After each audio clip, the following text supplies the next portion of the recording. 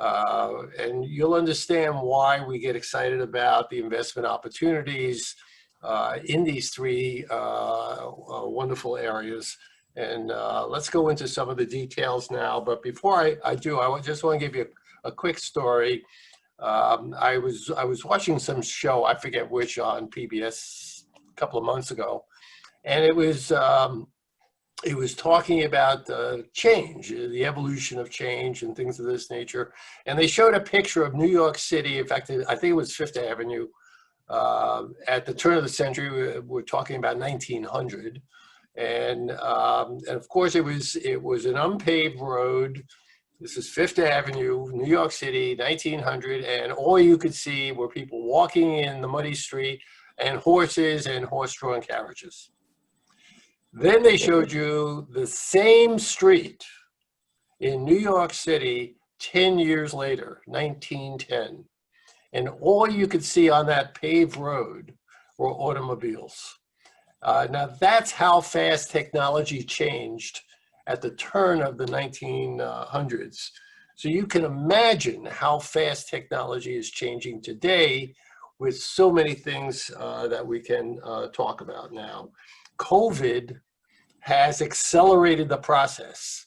If you talk to technology people, they'll tell you that in the span of 3 months, we accelerated the process of immersing ourselves in the cloud, in the internet, and it's changed the way we live. It's changed the way we look at entertainment. It's changed the way we interact with each other. It's changed the way we purchase things. It's changed not only where we live, but how we work.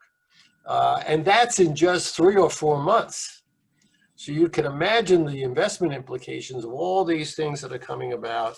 But before I continue to wax eloquent on that nonsense, let's go straight to the first long-term growth theme, digitally sensitive, which is renewable energy. Next, please. We're going to talk about the whole renewable energy area, but to understand that, you have to understand the energy patch in general. So let's turn to the next page, where we have our renewable energy overview.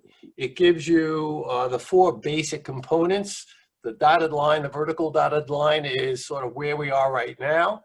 So natural gas is generating 37% of the energy for us right now. And that's actually going to be growing for the next 30-odd years, although it'll only be growing at about less than 1%. But its market share will dip a little bit to 36. That green zone is renewables. And I'll get to that a little next slide. But right now, you'll see it going, go back a little bit. Thank you, Jake. You'll see from 19% to 38%. Nuclear goes from 19 to 12. Coal goes from 24 to 13 by 2050. These are the forecasts of the U.S. Energy Administration. So you can see the only real growth phase here is renewables at about a 3.3% compound average rate of growth for the next 30-odd years. Next, thank you. Let's take a look at that slice now. Next slide, Jake. No, go back. That's it, sorry, thank you. That is the slice of that green we just saw before. So let's look at those breakouts. We've got yellow, which is solar, and that's the big winner here for the next 30 years. Wind is the next, which is green. The little gold patch is geothermal, and the blue patch would be hydro. So you can see those last two are barely growing at all. Most of the growth is going to solar, and secondarily, wind. Next one. Very quickly, and again, I want to make sure we leave plenty of room for conversation and questions. This gives you the beginnings to understanding what technology has done to reduce the cost of generating electricity by wind and electricity by solar. The compound declines are averaging 15% in cost. I actually think the forecasts that are being put out by Next Era Energy for 2022 are probably conservative, and they'll probably go lower. And I want to just give you an idea of what else is going on here in technology. We're seeing remote control of global wind farms and solar farms, meaning that from a central place, because of the satellite systems we have and the weather information that we gather at local levels, these folks can actually change the angles of the wind farms and the solar farms to maximize on a daily basis, on an hour-by-hour basis, drawing in the energy, this free energy that we see, as opposed to the classic power plant, which puts out power for the national grid. Next, please. This is really the secret sauce, and this is where we get really excited about investment implications. It's not just that renewables are growing at a very rapid rate, but we're now beginning to see dramatic reductions in battery storage costs. So now we get the potential of a virtuous circle of energy that is free, meaning that we generate electricity from solar panels. The solar panels ultimately store the energy in batteries. The batteries are pulled up when it's dark out and you run whatever you're running, whether it's a city or a home, on those battery powers, and then the virtuous cycle continues again. So battery costs are critical to understanding the growth of renewable energy in the future. And as you can see, the cost to store 4-hour battery storage adder is now dropping to as low as $4 to $9 per kilowatt hour. Before I go to that next slide, I want to also touch on one other thing. Tesla has come out with a 400-mile battery charge car. So the problem in batteries for cars is really the charging time as opposed to the battery itself. That's a technology issue that will be solved. So you can begin to see these long-term possibilities of opportunity for not just storage, but this continuous virtual circle of power that we see in the energy patch in general. Next one, thank you. This is where the rubber meets the road. Wind and solar are projected to be cheaper than coal, and also I might also add, also 3 times over, existing nuclear. In fact, if you look on this lower end of wind and solar, you'll see that they're competitive with battery costs to natural gas. In my opinion, technology will make these numbers even better in the next 5 to 10 years. Nothing happens in a day-to-day or week-to-week or year-to-year basis, but in 5-year increments, these cost numbers that you're seeing today, in my bet is that it's going lower. And this had tremendous implications to the way renewable energy will be seen post-2030. So much for renewables. Let's now jump to 5G. This is our same second major theme. Can you change the slide, please? The 5G phenomena, you may have heard it for the last umpteen years.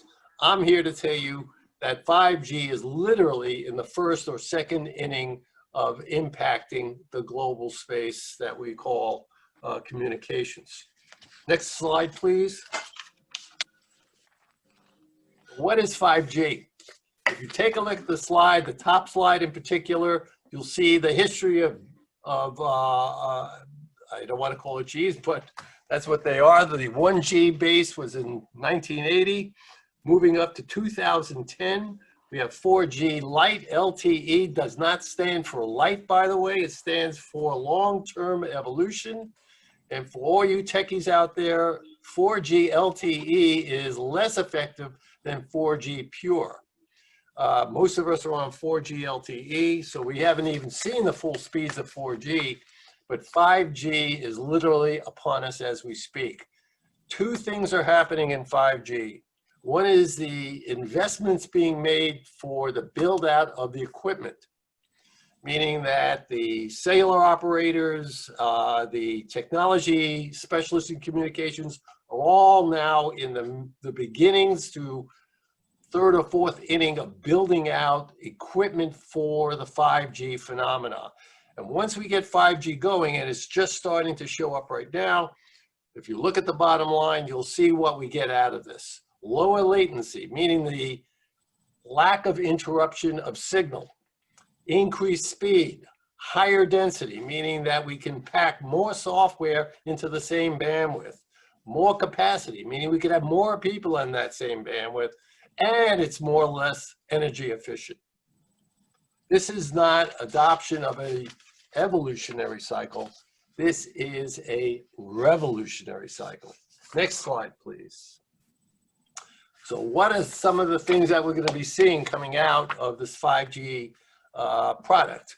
We're going to see massive changes in smart home technology. We're going to see 3D video, true 3D video. We're going to be seeing this on your TVs. We're going to see this on your devices. We're going to see it in augmented reality with the glasses that are just literally starting to show up right now. Mission critical applications, meaning we're going to see industry adopt these fast speeds and capabilities of software to much more sophisticated degree than they have today. Simplistically, we see self-driving cars. If you think that's beginning now, wait till you see 5G really take effect. And in my opinion, the 5G equipment cycle will run between now and 2025. The 5G software cycle will run from 2025 to at least the next 10 years after that. Ultra reliable, low latency. Let me just dwell on that for a second longer. When you're in a self-driving car, you can't afford for the signal to go down for a half a second, much less a second. And anybody who's had satellite TV or satellite radio, you know that's totally unacceptable. Low latency is less than 1 millisecond, less than 1 gigasecond. It's that fast. That is what's necessary to really power all these self-driving vehicles that we'll be talking about in the next 5 to 10 years. Next slide, please. I'm going to give you another example of how fast 5G is. If you look at deployment, you'll know 4G is through 2006 to 2010. We're now in the early phases of the 5G deployment cycle. Remember, this is the equipment side of the cycle. We haven't really seen the software cycle yet. You see how much the bandwidth has expanded. The latency is now under 10 milliseconds. I will tell you that for approved true 5G speed, you need less than 1 millisecond to be acceptable in standard speeds. The average speed, as you can see, is more than 10 times what you're getting right now. Let's go to the next one. Just to give you a simple example of how fast 5G is. If you had a 3G device, it took you 26 hours to download a 2-hour film. In 4G, which is the standard today, it takes you 6 minutes or a little bit less. If you use 5G, true 5G, we're talking about 3.5 seconds. That's how fast 5G is with better latency, meaning almost virtually no interruption in the speeds. Next, please. So here's the evolution of the life cycle. It took 24 years to go through 2G. It took us 20 years to go through 3G.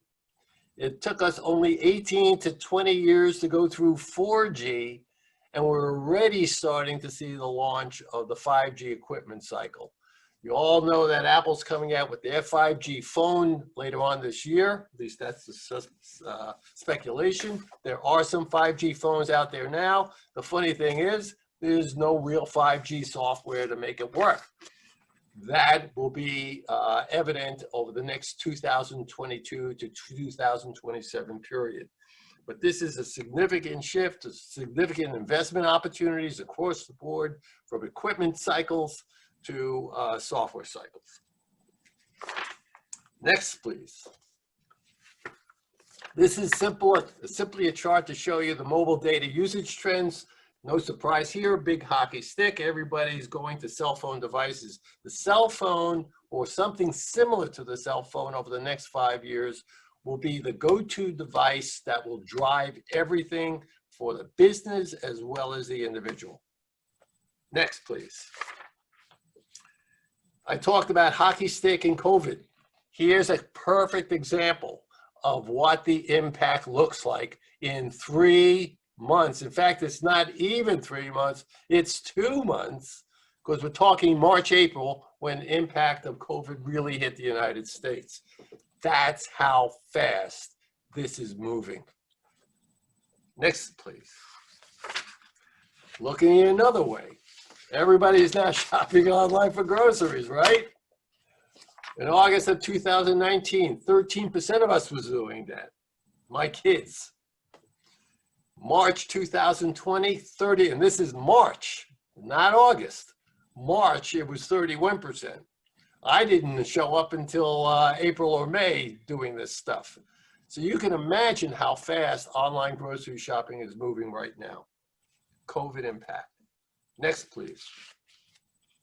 Last chart on 5G, I wanted to show you the cord cutting. We all heard about everybody going away from television. Gee, I don't need my cable guy. Now I just want my internet. I just want to be able to put on whatever I want in apps and blah, blah, blah. Or I want to watch on my iPad, or I want to watch on my mobile phone, or I want to play games, or I want to go to YouTube or whatever. This is the example of traditional cord cutting in TV subscriber rates, and that will probably continue. This is because of different devices, different applications, different software systems. That's a real quick run through on 5G. And now we're going to go to our third tremendous investment cycle, which is probably also in the super early stages, which is cloud computing.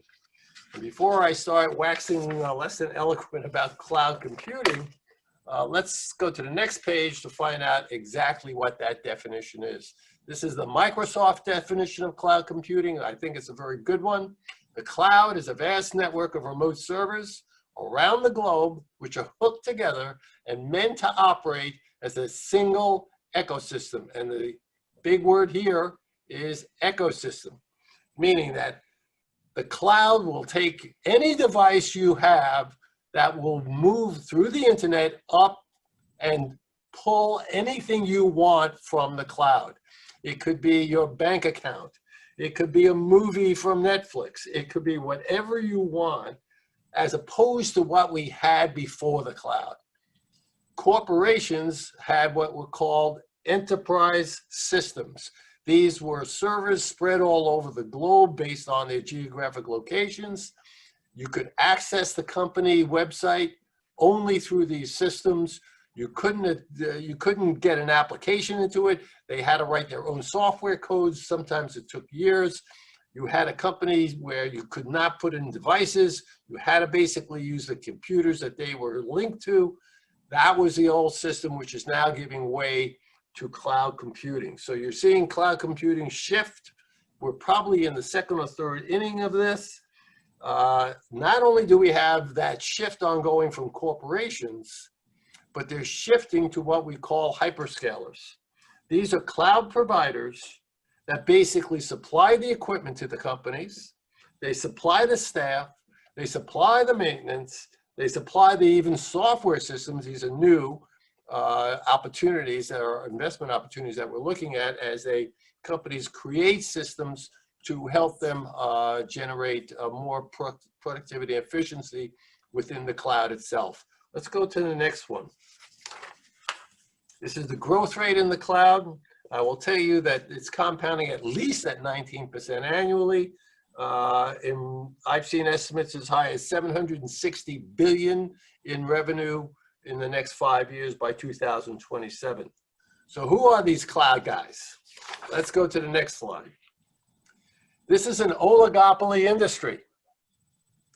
There's only 4 that really on a global scale have built the foundation for the internet. The foundation for the internet is the foundation for the global cloud. So who are these big 4? AWS is Amazon. That is their single biggest profit source, not selling you socks. It is selling the infrastructure to the global cloud. The second is the Azure division of Microsoft. that is also a very rapidly growing. Both those two are growing at 30 to 70% annually in revenue as they build out the global cloud systems. Third big player here is Google. GCP is Google. And the fourth, which is the Asian equivalent to Amazon and Microsoft, Alibaba, which is the Asian hyperscaler or the foundation base for all the cloud services. Now remember, these are just the foundation base, does not include all the phenomenal software systems that we're seeing from so many different companies that are literally going public almost every day. Next chart, please. I want to make sure we leave time for plenty of Q&A. So we're going fast here. The next generation drivers for the second wave of the cloud. We see four very important areas.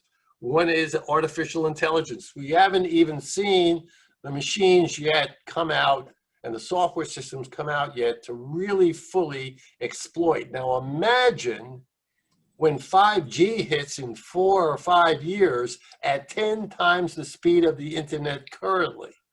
Imagine what is capable of being produced in terms of software and machines to take advantage of that phenomenal division of growth.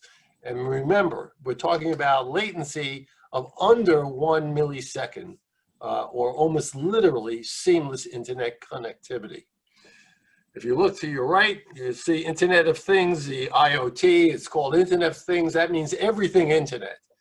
Everything is internet and it all lives in the cloud. Growth of devices, growth of applications, growth of cordless devices, Alexa dots, simple things like that. It could be electronic systems that power your house. It could be so many, it could even be the solar panels on top of your home or on top of your building, powering whatever is necessary or needed at the moment. All these things will be connected because of the cloud. This could not happen without the cloud. Autonomous vehicles. We talked a little bit about this before. Imagine you want to drive from New York to San Francisco in a driverless car or a car that drives itself automatically. This cannot occur without the cloud and without 5G latency factors, with the speed and instantaneousness. I like to digress for a second. I saw some technology just to give you an idea of the possibilities. We all have screens in our cars right now. And I was shown an example of what 5G can do. And it had the car stop at a red light, and it was surrounded by big buildings similar to what you would see in New York City or similar cities. And I was looking at the screen, and it showed you various versions of what you saw in front of the car. And it gave you a 3D version of the space. And you actually saw the woman pushing the baby carriage that was being blocked by the building, or the child who dropped the ball that was about to roll in front of your car. You could see all this before it actually was in front of your view, all because of this 3G phenomenon. So you understand this technology in its infancy, the cycle is in its infancy. In the next 5 to 10 years, all these things will connect together. Last little box here is virtual augmented reality. I could only think of 3D games. I'm sure there are probably some 12-year-old now who's going to be a multi-billionaire by the time I shut up, who's coming up with a software system that will blow my socks off. Next page, please. And another example of ways to invest in all this growth is looking at the data centers themselves. As I said, corporations are giving sway and giving up enterprise systems, moving towards the cloud by going to these hyperscalers using their foundation base of software, but they have to put the servers somewhere. They have to put the cloud systems and cloud equipment somewhere, and a whole industry has grown out of this. And these are called data centers. Usually they're REITs.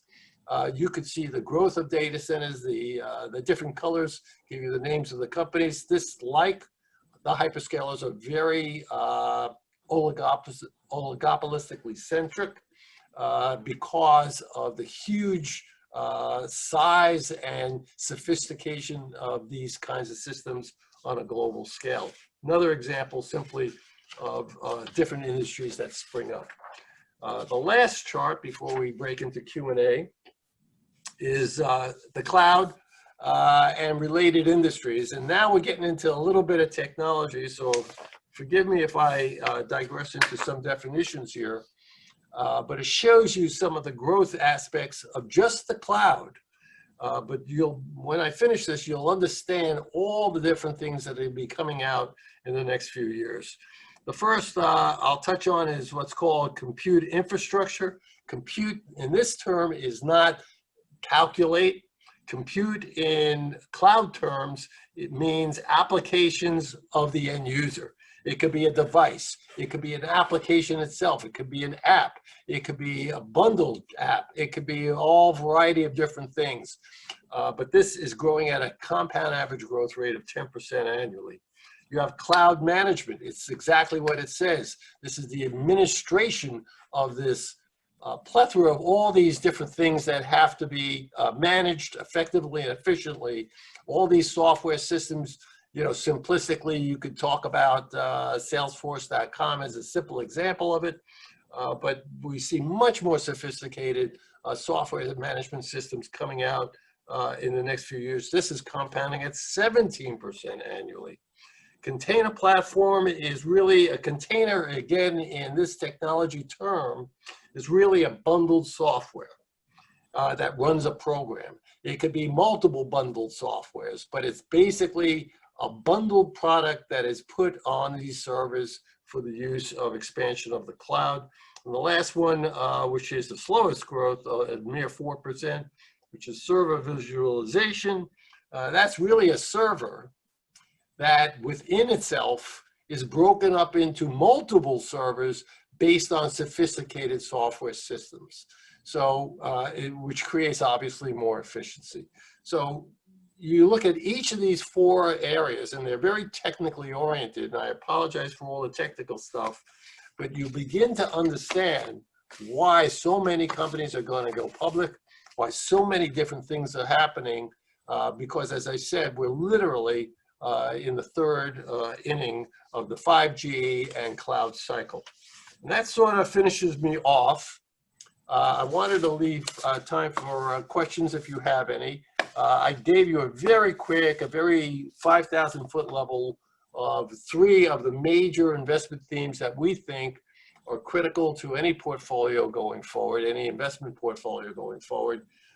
The renewable place, which renewable energy patch, which I'm sure everybody can relate to, the phenomena of 5G, which we all are beginning to experience right now, and the secret sauce behind all this, the stuff that you don't see and don't touch and don't feel, but is absolutely critical to understand and to fully augment all of this, which is the cloud. And with that, I will shut up. Yeah. Thank you, Jack. So I do have a couple of questions in the chat box. Okay. That I will ask you. So Trevor would like to know, what's the difference between 4G and 5G that makes folks worry about China and security? And how do you feel about the security of the cloud? I will tell you point blank, there's almost no way anyone can guarantee security in the cloud, regardless of what country you're in. In fact, I was only talking about what we call the public cloud. There are actually private clouds, which, for example, the US Defense Department has their own private cloud. So you couldn't even get into their cloud unless you penetrated their cloud to even get in to understand all the apps.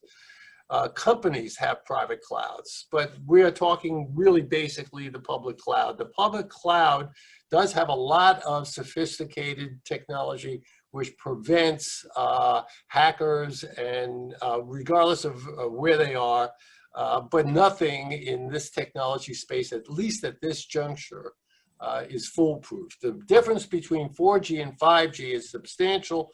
It's really that you can see much faster speeds. As I said, I gave you a good example of just downloading simplistically a movie. And because of the broadened bandwidth of 5G, you can create much more sophisticated software to run on that bandwidth.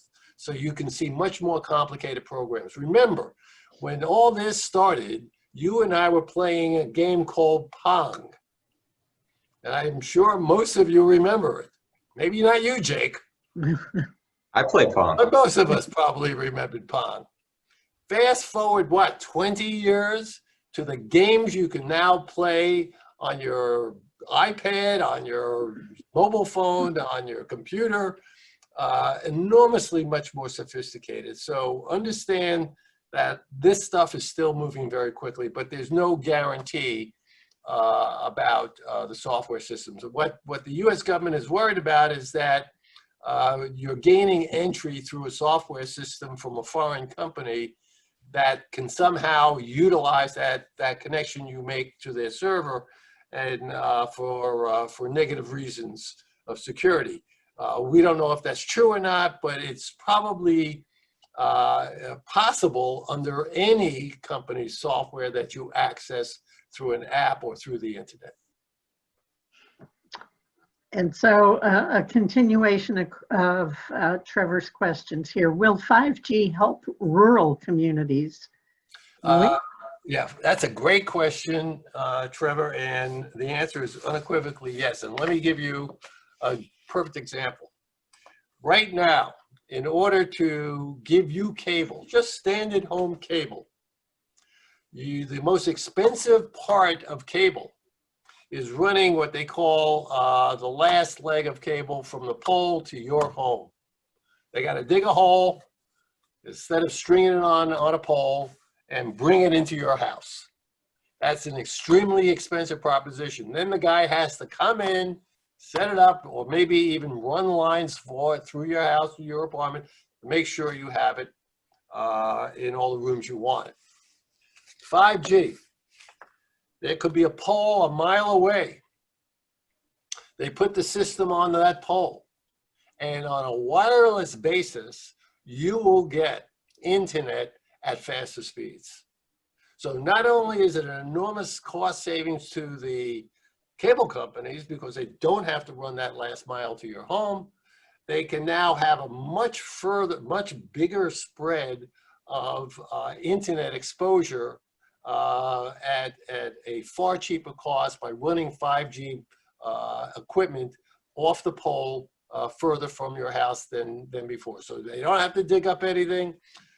They will blanket many more homes, and this is particularly valuable for the rural communities in the United States.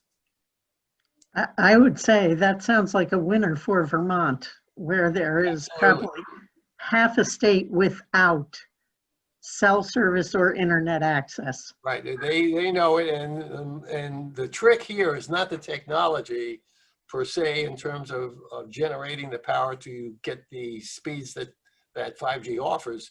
The trick is to run that speed without degradation going through, in New York's case, buildings. In Vermont's case, trees. And they have most of that basically behind. I would not say, knowing the people I've talked to, that you're 100% there, but I would tell you they're 90% there.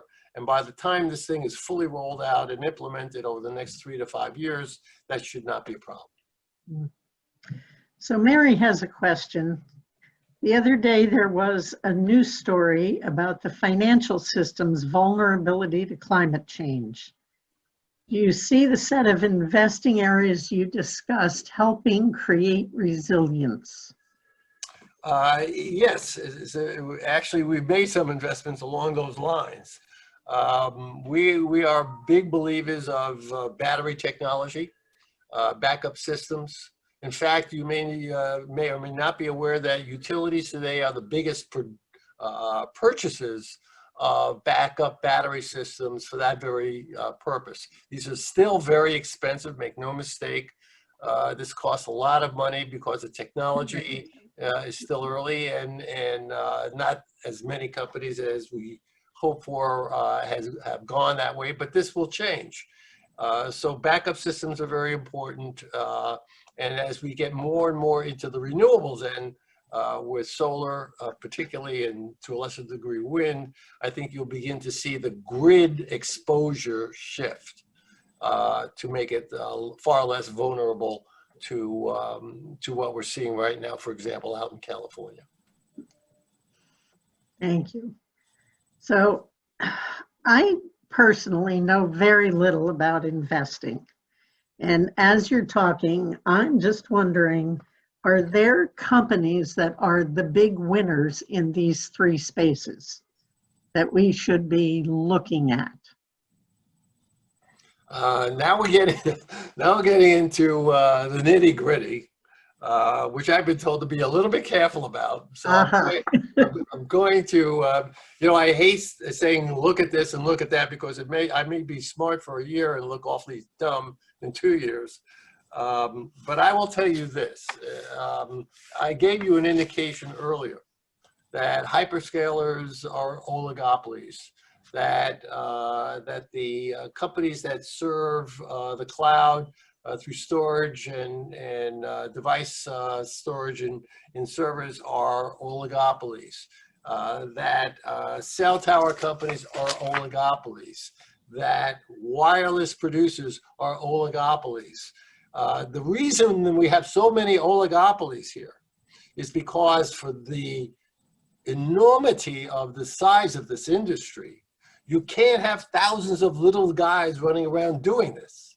You need scale and volume to make this cost effective and efficient. So that's why we have a handful of hyperscale, handful of tower companies, handful of REITs that serve the digital industry, handfuls of other companies, software companies. It's not an accident, for example, that Microsoft powers the world's operating systems. We can't have 15 different operating systems and expect them to talk to each other. So understand that technology is telling you that for real long-term success, oligopolies, monopolies are almost necessary to make this effective and efficient. And that's about as deep as I want to go right now. Okay. I'll add to that, Jack, just because Kathleen, you happen to serve on a board who represents a client of ours, which means you have direct access to us, which means we can discuss many of these investment opportunities directly with you because, frankly, the endowment owns many of them. To be continued. Okay. And so actually, Steve Webster, who is also on our board, wants to know if Vermont Woodlands portfolio contains any examples of these three investment areas. We eat our own cooking. We believe in thematic investing. We believe in broad-based digital growth. If anyone goes to our website and reads our quarterly letter, we clearly talk about these very themes that we're talking about today. So we believe in them. We invest in them. We like to be part of this enormously exciting growth phase. So my contact information is right there. If any of the board members wish to channel specific questions on the Vermont Woodlands Endowment specifically, please feel free to either ask them to contact me directly or just funnel them through you or whatever. We're here to disclose appropriately. Yeah. So can anybody sign up for your newsletter? We don't have a newsletter, but anyone can go to our website and download our quarterly. Oh, your quarterly, okay. I just turned that to a newsletter in my brain. Sorry about that. It's a good commercial idea. Okay, and your website is? Jake? Yep, www.kingspointcap.com. Okay, I have put that in the chat box for anyone who would like to check out the website. We also quarterly. pontificate on the economy, I might add. So you get both. Okay. So what caution do you have for a woodlot owner who's asked to allow a company to build a tower on the woodlot?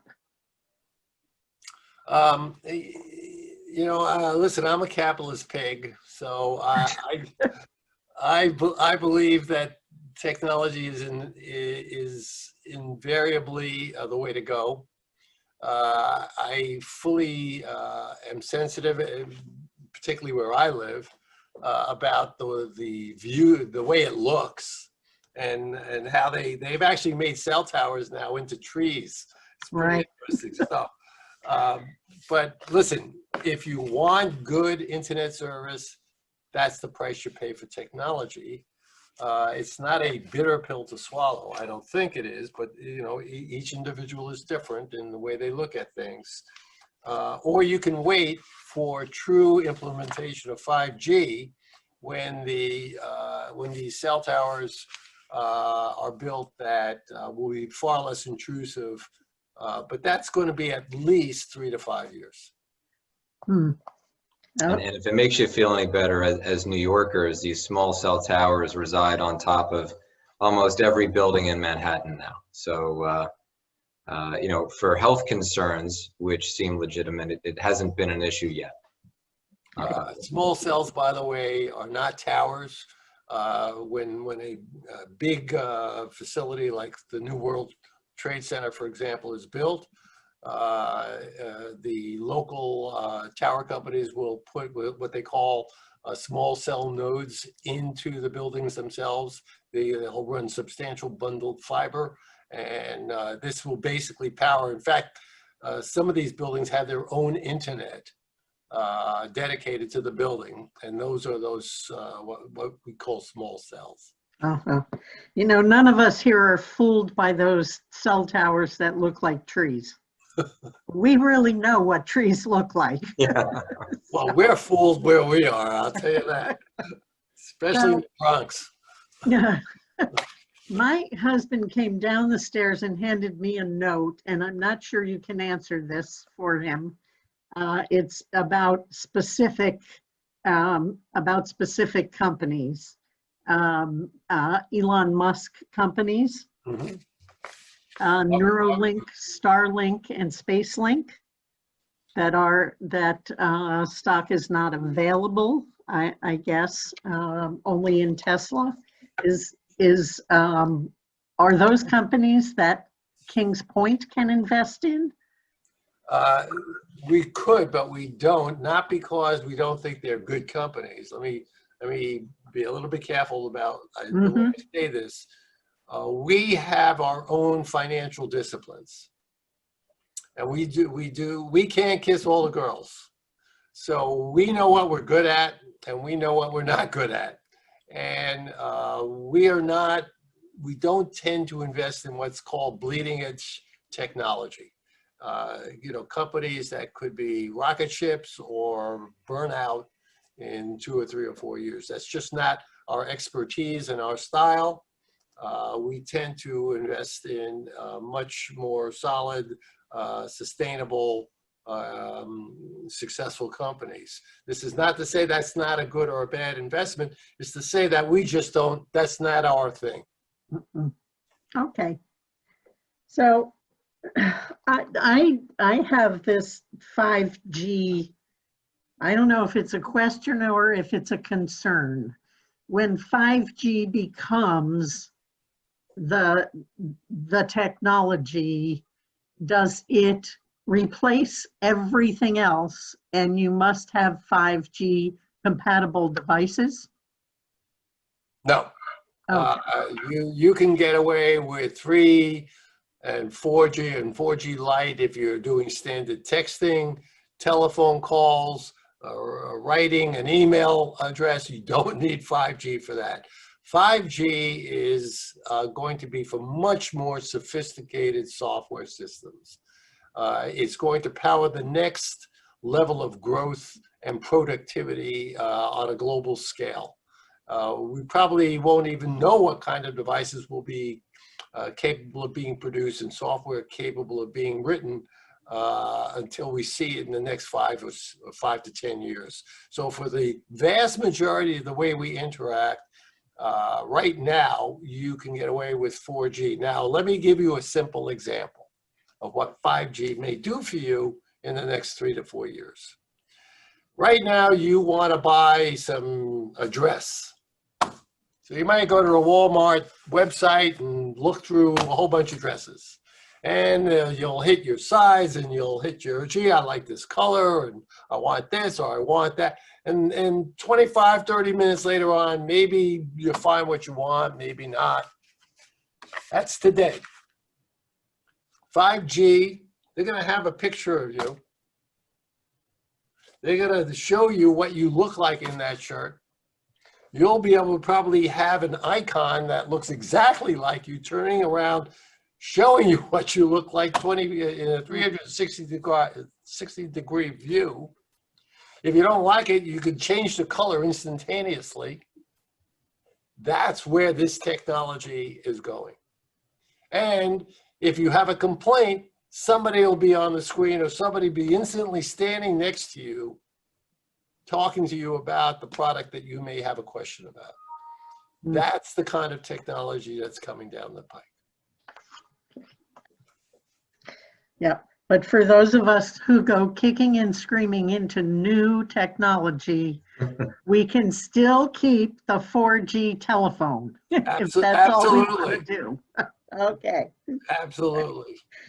Yes. My typewriter still works, you know. There you go. Yes, I do resist change. So, Jake, if people wanted to talk to you about investment planning, I guess you're the contact person. I'm happy to serve as the point person. My contact is right there on the screen. Feel free to reach out, and we'll respond accordingly. We're happy to help. Okay. Is there any questions we can? The firm does have investment minimums? We do have investment minimums. The minimums we actually lower for Vermont Woodlands Association members. Typically off the street, if you pick up the phone and call Kings Point Capital, the minimum is $3 million. For Vermont Woodlands, it would be $2 million. Thank you. It's not, by the way, it's not a fund. Each account is managed individually. So you do not invest in mutual funds, you invest in companies. Right, and that's part of the reason why the minimums may appear to be higher, is that it's fully customized wealth management, securities built, stock by stock, bond by bond, specific for an individual or a family's situation. Highly targeted. Excellent. Okay, so I know you went through your list there of those that, renewables, 5G, and the cloud. But going forward, do you think we've seen the worst, or is it going to get worse? Worse in what way? Well, in terms of the market, in terms of COVID and what's happening in the market. I often wonder what is driving the market these days. I don't really know. It doesn't seem to be tied to anything. I've been doing this for a lot of years. I'm not sure I know myself. Simplistically, the market is being driven by 3 factors: interest rates, inflation, and growth in corporate profits. If you have to refine what is the stock market down to 3 simple things, it's those 3 simple things. And then you overlay on top of that valuation. So the lower the interest rate, the lower inflation, the faster the earnings growth, the higher the valuation. We know that interest rates are very low. We know inflation is very low.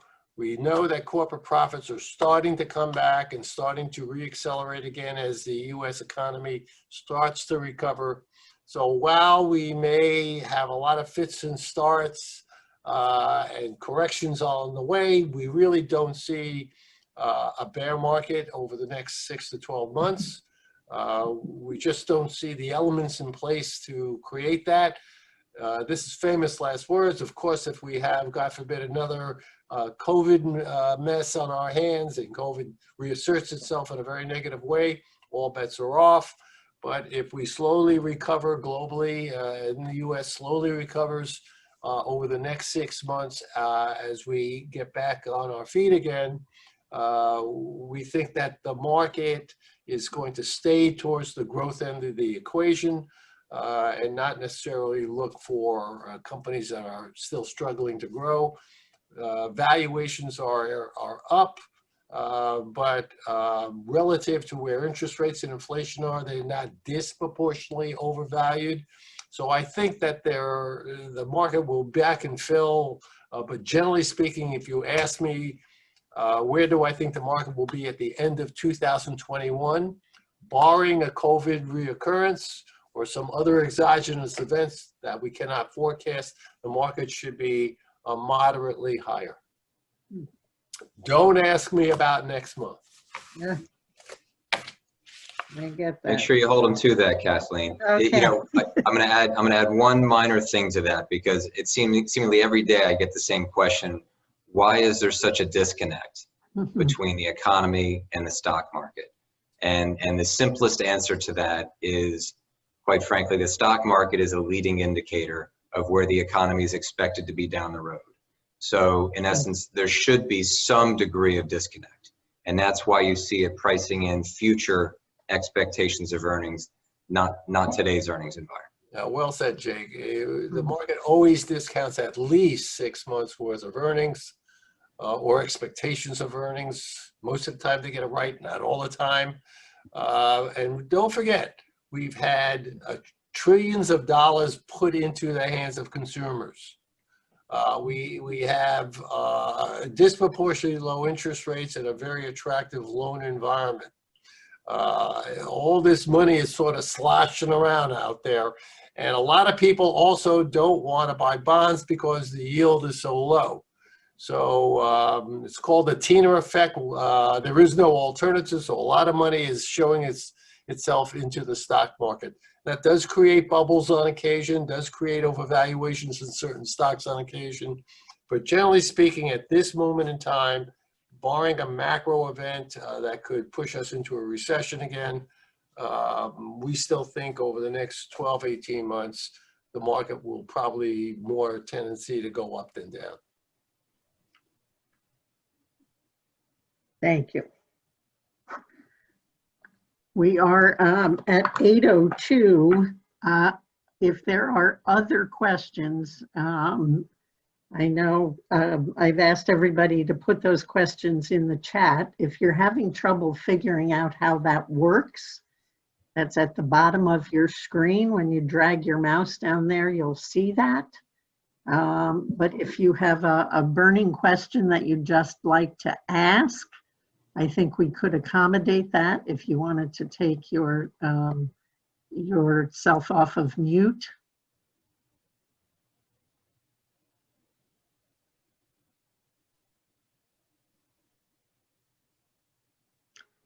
Okay. And I hear none. Do I hear a question? No. Okay. Just myself. So I've put the website in the chat box. This PowerPoint I sent out earlier today. If you did not receive it, you can email me and I will be happy to send it to you. We have recorded this session. And Jake, are we okay to post this recording? Jack, did we hear back from the attorney on that one? I haven't gotten our compliance folks to give me the thumbs up. We'll hopefully get it for you tomorrow. Okay. So if we can post this recording, then I will let everyone who has registered know where it is posted. There were quite a few people who did not make it tonight, and they may well be interested in that recording too. Okay. Lots of things come up. Indeed.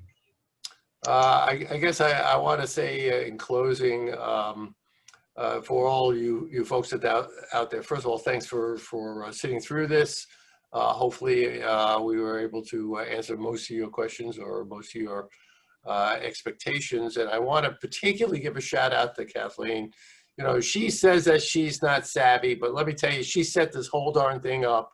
I could not have done it. I don't think Jake probably could have done it. So she's a lot sharper than she's letting on. I think they know that by now. Something tells me. Thank you, Kathleen. You're very welcome. Narrow focus, though.